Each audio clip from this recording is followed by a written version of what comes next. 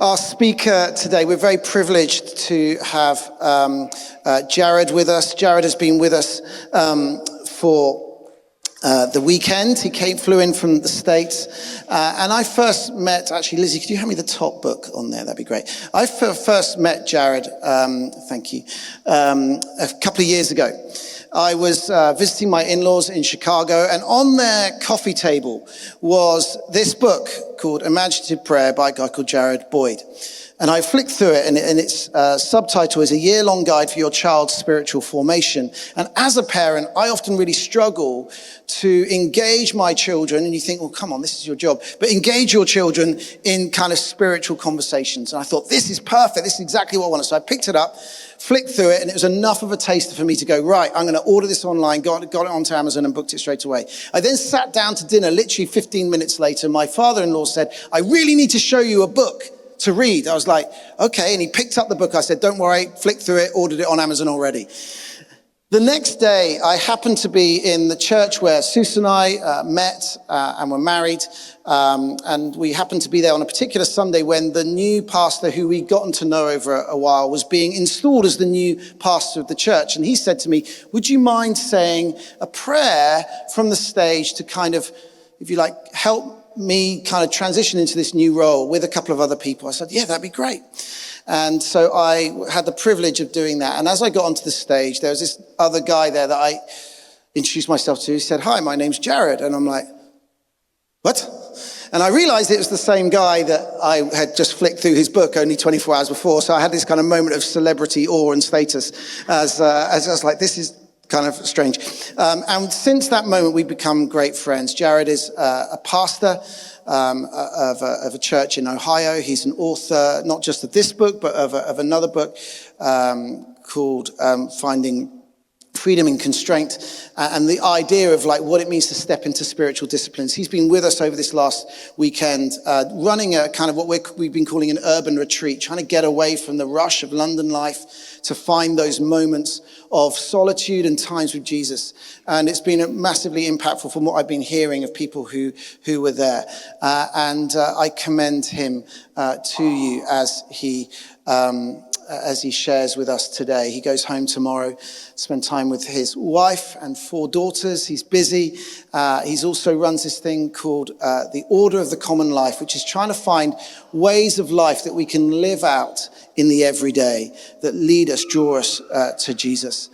So I commend him to you. Before he comes up, in fact, would you welcome him, but also welcome Max, who's going to give our reading to us as well. Let's give this.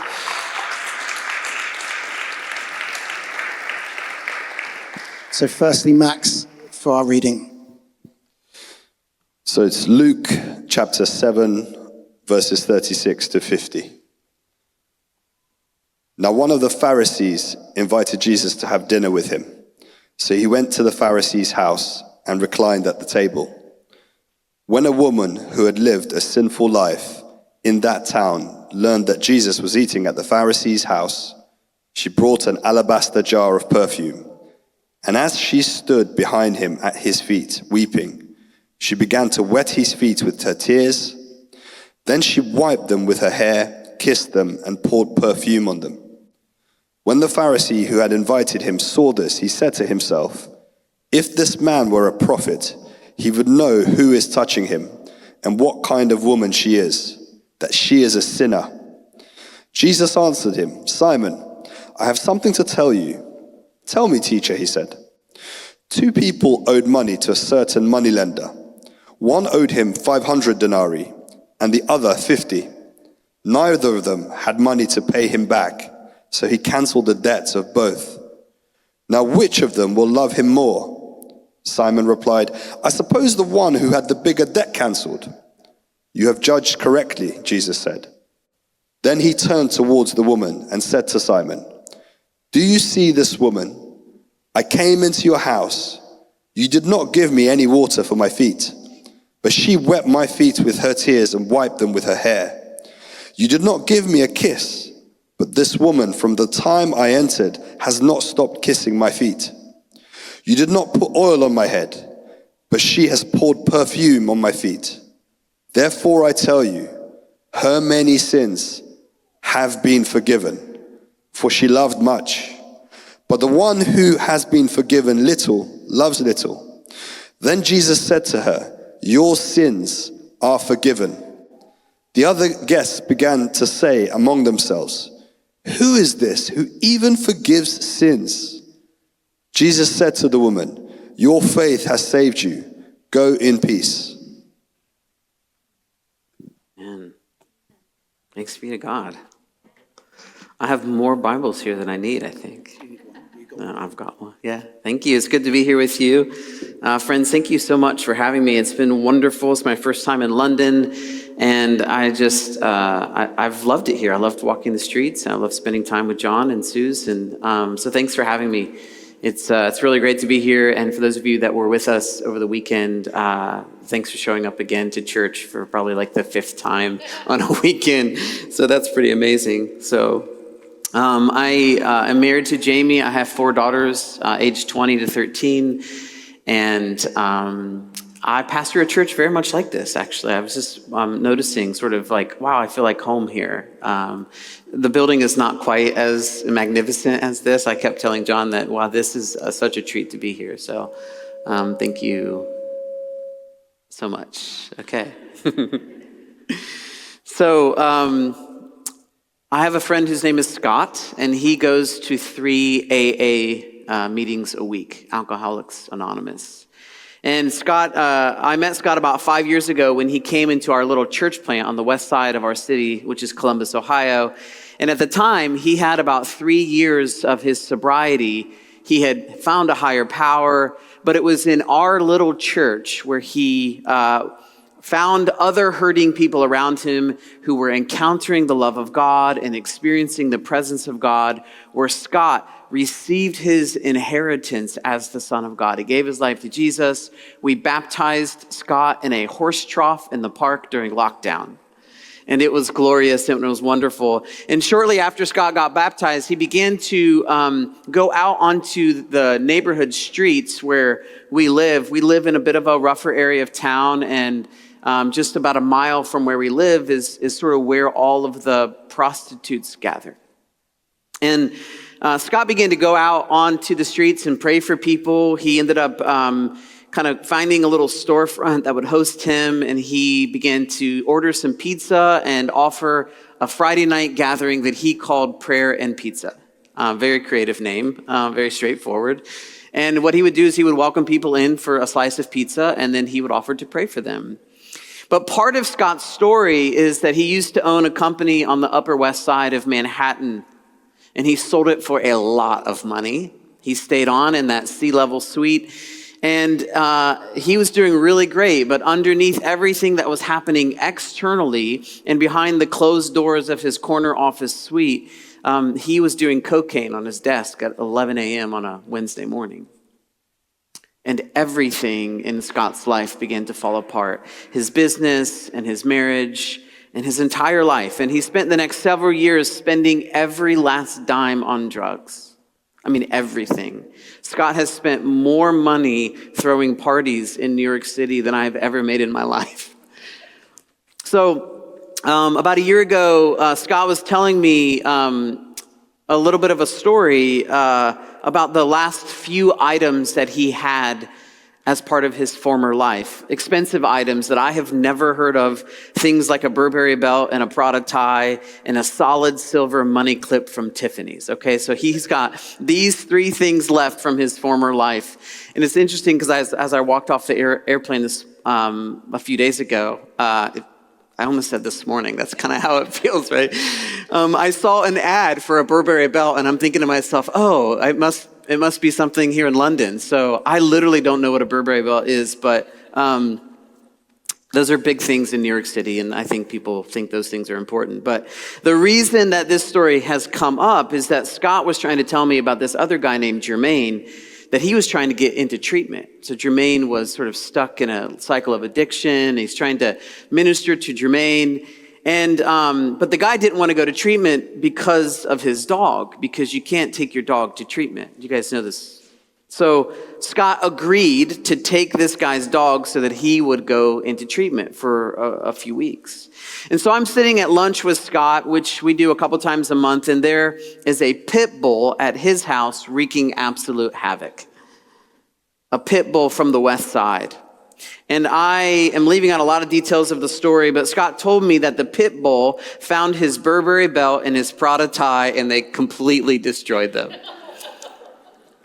And so Scott's daughter is 17, and in response to sort of watching all of this unfold, so she's at the house with him, watching this pit bull find the Burberry belt and the Prada tie, she basically says, this kind of feels a bit like a parable. She says, Dad, it's almost like every part of your former life is slowly disappearing. That belt and that tie aren't even who you are anymore. Burberry belt, Prada tie, and a pit bull finding the last two items from Scott's old life. I want you to hold on to that. We're going to come back to that in a second, okay? I want to talk with you this morning about shame. And you're thinking to yourself, where is the door? How do I get out of here? And I want to talk with you about the way that from the very beginning, God has placed inside of us a remedy for the feeling that we often have that somehow we are unworthy of receiving the love of God. I don't know how long you have been a follower of Jesus. You may be here and you may not yet be a follower of Jesus, but almost everyone I have ever talked with at some point has felt a sense of there is something unworthy about me of receiving the love of God. I'm not going to ask you to raise your hand if you've ever felt that, but I will raise mine. That's the way I have felt at various times in my life. That somehow we are unworthy of receiving the love of God. And shame isn't necessarily explicit in the text that we're looking at this morning, but it sits underneath the story and it's part of the backstory because shame has a way of lingering and hiding in plain sight. Shame is the part of our life that we still sort of carry with us, even though it really belongs to our former life. It hangs around like a Burberry belt and a Prada tie, and God is the most gentle pit bull, and he is coming after those last bits of shame in your life, and he is going to carry them out. Amen? Okay. The way he does this is with his love. He finds the shame with his love, and he pours out his love into your heart, and he begins to carry away the shame like that. And as I was just praying coming into this weekend, both for the retreat and for our time together this morning, I just had a sense that there are some of you who are going to experience the love of God this morning in a new way. And so that is my hope for you. So our teaching text comes from Luke chapter 7, and our text this morning is a story about a woman who shows up at a dinner party, and eventually she creates a bit of a scene, doesn't she? And the question that I have about this passage is a very simple question. How did this woman get into the room? How did she get into the room? She's not at the dining table. She's not an invited guest. She's clearly out of place. And Luke offers a bit of a commentary as he tells this story. He tells us that she's known to be an immoral woman, that she's likely a prostitute, which means that she's a bit of a social outcast, kind of in the same category of people that Jesus has had his attention to. The bedridden, the leprous, the tax collectors, and the prostitutes. These are the people that Jesus pays attention to. And scholars tell us that this is the kind of dinner party that would have been hosted in a home that would have been large enough, and the outside gates would have remained unlocked so that others could wander in and begin to hear the teacher teaching, even though they weren't part of the invite list. Does that make sense?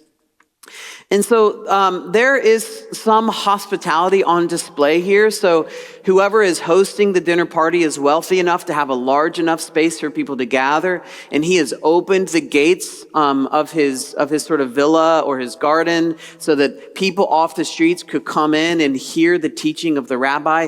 So there's a little bit of a hospitality spirit that's unfolding here. But we later read that he didn't even wash Jesus' feet, which would have been customary. So whatever hospitality is being displayed is a little bit suspect. Or as my teenage girls would say, it's a little sus. So nonetheless, there are guests who've wandered in and they're hanging out around the exterior of the dinner to at least hear what the guest of honor has to say. And the invited guests would have sort of been laying down, eating, and facing each other. So in that time, on a dinner party like this, there would have been sort of a table here and food in the center. And the invited guests would have been sort of lounging. I'm not going to lay down, but they would have been lounging like this at the table. And they would be eating at the table like that. They wouldn't have been sitting. And the candle lights and the lamps on the table would illuminate the faces of the guests, while others who have come in from the outside, they would have filled the dark spaces around the edge of the room. So I'm trying to paint the picture for how this works. And so a woman slips in carrying a jar of perfume, and she finds the bed where Jesus is reclining and eating, and she stands behind him at his feet, and holding the jar of perfume in her hand, she just begins to weep. And these are the sort of quiet tears that kind of flow from a really deep place. I don't know if you guys are criers, but I happen to be someone that's pretty emotional, and I know what these tears are like, the ones that just sort of pour out of your eyes. Maybe they're even stored up tears of shame.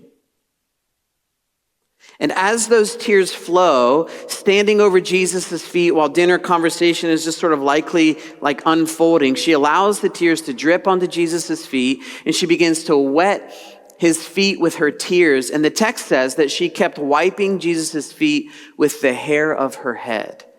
And then she begins to kiss his feet. And have you ever taken a look at this passage? It's remarkable. It's like, what is happening? Have you ever kissed anyone's feet? It's weird. And then she breaks the perfume. She breaks out the perfume, which means that whatever ways that she was able to be hidden by being on the outskirts and in the dark, all of that would have gone away as she's clearly now exposed, as perfume would have filled the room.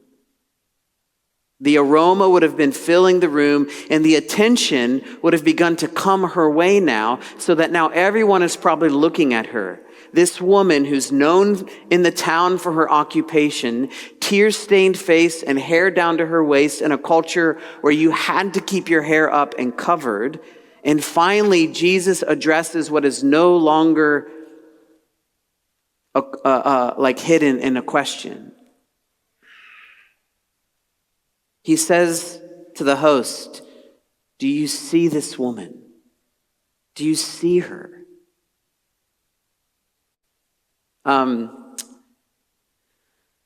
I remember about a decade ago or so, Brene Brown gave the whole world a gift in what she began to talk about. You guys know Brene Brown? Is that something that she's kind of famous.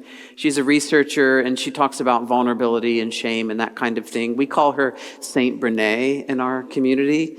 And I remember that she basically was interviewing somebody and sharing her research on shame and the fear that we have of being vulnerable and letting people in on what's actually happening in our lives. The initial talk that she gave a long time ago has more than 60 million views on YouTube. So if you just YouTube Brene Brown, vulnerability and shame, you will find Brene Brown. And I remember listening to an interview that she gave in the years following that initial research that she published. And I remember her saying that every last one of us has shame. Oh, that's interesting, I thought to myself. I actually don't feel like I have a lot of shame. That's what I said to myself. I feel fairly well adjusted. I don't feel incredibly insecure. I show up into a room. I feel rather lively. I don't feel like I'm hiding in any way. And so there's this inner dialogue that's happening inside of me. And I'm just sort of listening off to the side. And I'm beginning to wonder do I have shame in my life? I don't feel like I have much shame in my life. And then my attention is drawn back to the interview. and where she's sort of wrapping up her first point about everybody has shame. And then she goes on to her second point, which is that she says this. She says, the less that you think that you have it means there's a good chance that you have more than you realize. And that was a bit unsettling to me, given the inner dialogue that I had just had. And so I had a little bit of a moment. But it wasn't until years later that I began to be able to see the way that shame has woven itself throughout the story of my life. Because shame kind of sits underneath our lives. It's not something that we show up with very publicly. It's a story that resides sort of in a deeper place. Does that make sense? But it always finds a way of sort of leaking out sideways. Some of the early church fathers, they talk about this shame as like part of this first negative psychological experience that we have. And we have all of these ways in our life that try to sort of cover up the things that we feel at a deep level. I know I'm making you a little uncomfortable right now, but it's just true. That there are things happening on the inside of us that then we try to sort of self-medicate so that we don't have to feel. And we do that with all different kinds of ways, but the early church fathers explained to us these in different categories that many of you have probably heard of, things like gluttony and lust and greed and despondency and anger and boredom and pride. These are the ways that we seek to sort of push down those negative feelings that we don't really want to feel. They're all rooted in shame. And so they leak out in all these different various ways. You've got your own little thing and I've got my thing, but we're all just trying to sort of like keep it all together. But they all play the same tune. And the tune that they all play is that there's something wrong with me. There's something wrong with me. What is wrong with me is that little voice in our head. What is driving all of those thoughts is this sort of inner stuff that we are working. It's the center of our soul. There's a sickness that resides inside of us. And there's this unconscious belief that there is something wrong with me. When we make a mistake, we just sort of self-criticize ourselves, don't we? That's shame at work. And so all of the temptation that we come to, the third or fourth cocktail, the naked bodies on the internet, the outsized desire for a remodeled kitchen, that's my desire, by the way, or the overbloated investment account, that stuff is medicine that we grab onto that we think is going to cure the sickness, that there's this feeling in me that there's something wrong with me. Here's the real problem with all of this, friends. Is that for a short time, it actually works. This is the trickiest thing in the world, is that we grab for all of these things to try to self-medicate, and for a little while, we actually feel better. But then if we're lucky, or to put it into biblical terms, when we are blessed, we will get to the point when we are at the end of our rope, or poor in spirit, as Jesus says, when all of the ways that we try to deal with that sort of inner thing that's happening inside of us, when all of the ways that we try to deal with the shame, when all of our efforts stop working, this is when we're ready to receive the kingdom of God in our life, when we've reached the end of our rope. And this is where the woman in Luke 7 finds herself. This is actually how she gets into the room. It's because she's tried everything. And she's at the end of her rope. She gets into the room because somewhere along the way, she had an encounter with the love of God, watching it spill out into the world through the life of Jesus. Because the only thing that can heal our shame is the love of God. So whatever her life had been up to in this moment, reaching for that perfume on a weeknight to attract men as she walked the streets, was now the same perfume being poured out in a moment of worship and gratitude with no regard of the attention that it drew to her. I mean, imagine what that would have been like, friends. She didn't care what anyone thought in the moment. She takes this perfume, which was a tool of her trade, by the way. And she spills it onto Jesus' feet, drawing all of that attention to her. And all of her hidden stories are sort of now on full display. So friends, the invitation from God is to come out of hiding and allow ourselves to be seen by God and to be loved by God. To come out of hiding and to allow yourself to be seen by God and to be loved by God. And the question that I'm really wanting you to consider, I'm going to grab my tea because something's happening with me. That's better. The question that I'm really wanting you to consider this morning is, am I allowing myself to be seen by God? And am I allowing myself to be seen by God in the places of shame in my life? So just two parts that I want to just double click on a little bit with you. You guys good? Okay. Hide and seek and being found. First, this idea of hide and seek. Shame causes us to hide. So if you ever feel like you're hiding away from somebody, or you're hiding from community, or you're hiding from God, what's probably at work is a little bit of shame at work. Shame is a response to what leading trauma psychologist Gabor Mate calls big T trauma and little t trauma. So big T trauma is like the big stuff that happens in your life. It's the car accident that you had, or the car accident, like my kids were in a car accident a couple years ago, really bad car accident, and it was like a big T trauma. There's also little t trauma. There's other kinds of just like, guys, listen, isn't it really hard to be a human being? That's little t trauma, just being a human. Lockdown was like a combination of big T trauma and all these little t traumas as we try to sort out what life was like. So even if there's nothing big that has happened to you, traumatic, you could be suffering from shame as a response to the small little things that are happening in our lives all the time. Whatever it is that you want to hide, or whatever it is in my life that I want to hide, sitting underneath that hiding thing is this thing called shame. Thanks, brother. And this is what we find at the story, at the center of the story in Genesis.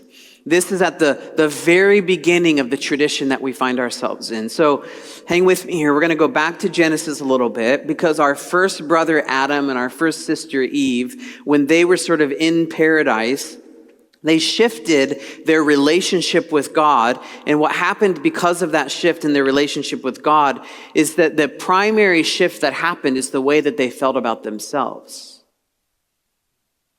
What follows on the heels of doing the one thing that God asked them not to do was that they then desired to hide from God.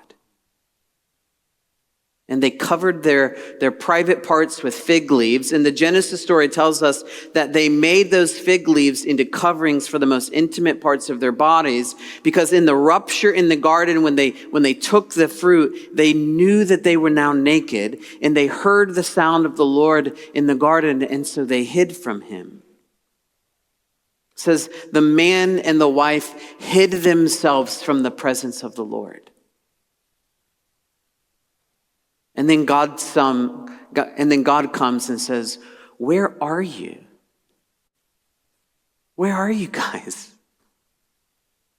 And here is the gospel, by the way, in the first pages of the scriptures. The man and woman felt shame, and so they hid themselves from the presence of God, and God came looking for them.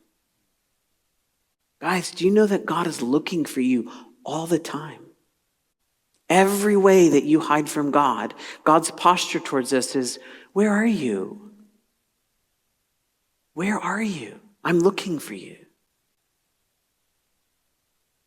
In his 2019 apostolic letter, Pope Francis writes about the importance of pastoral care for our young people. I don't know if you guys know this. Maybe there's some younger people here.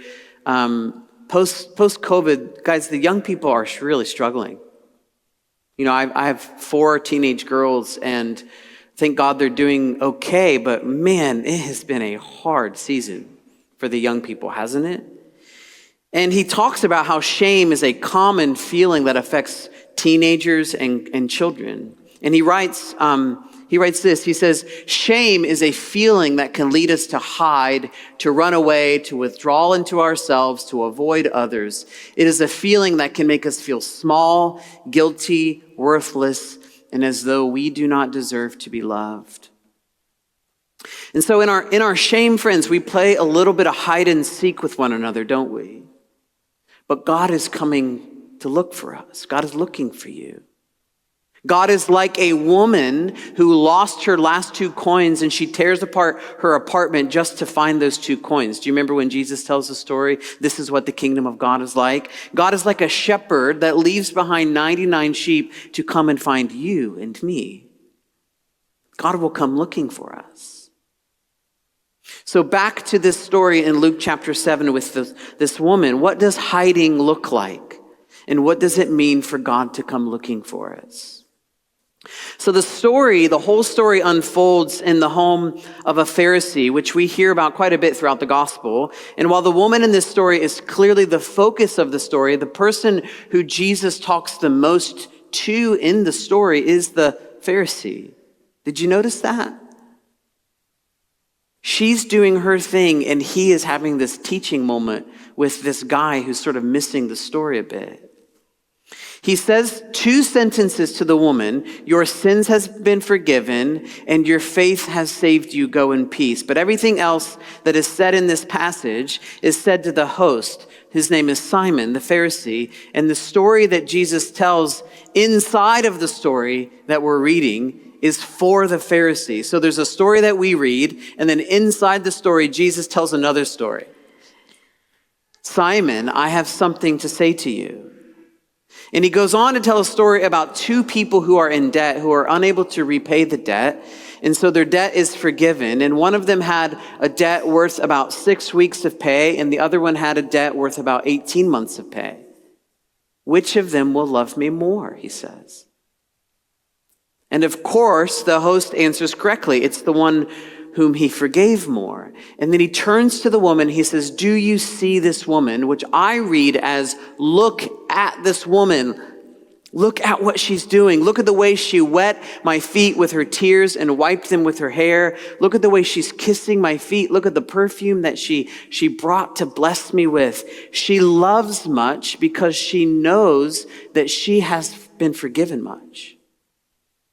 And when I entered your house, you gave me no water for my feet. You gave me no kiss. You did not anoint my head with oil, all of which, by the way, would have been very customary. So this is not Jesus being a prima donna, like, you didn't do these things for me. This would have just been basic hospitality, like showing up to someone's home and offering them a glass of water or a Coke. Very basic stuff.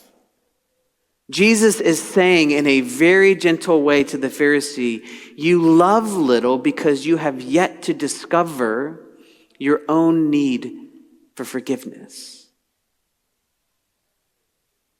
This guy's life, by the way, externally was really buttoned up, wasn't it?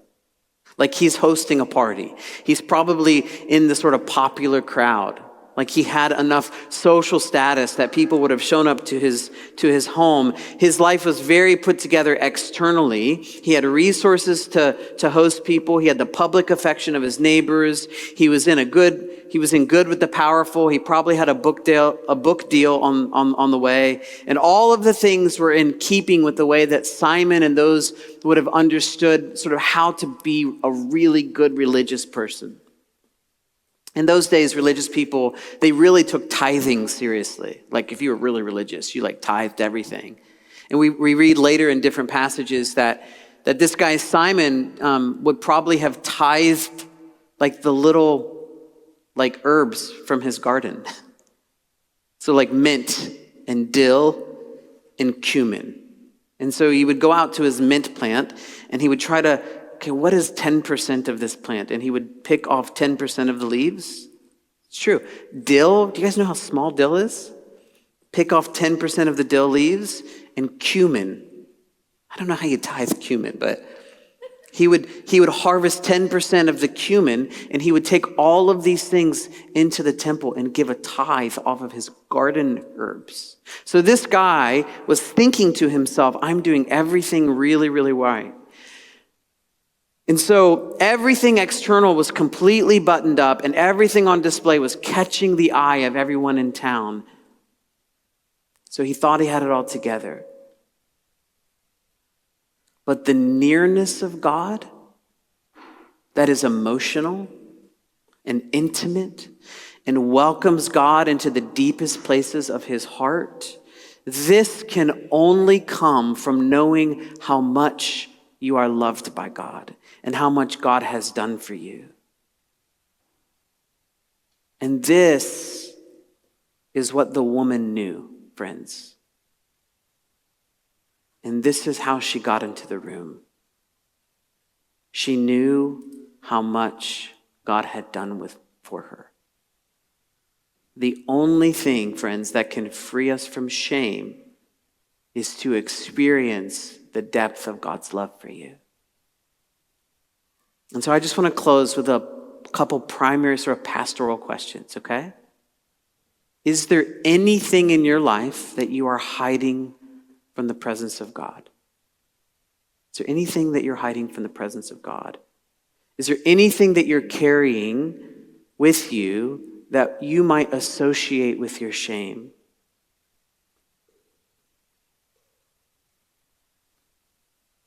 The thing that heals our shame and draws us out of hiding is the love of God, which here is spoken to us as the forgiveness of God.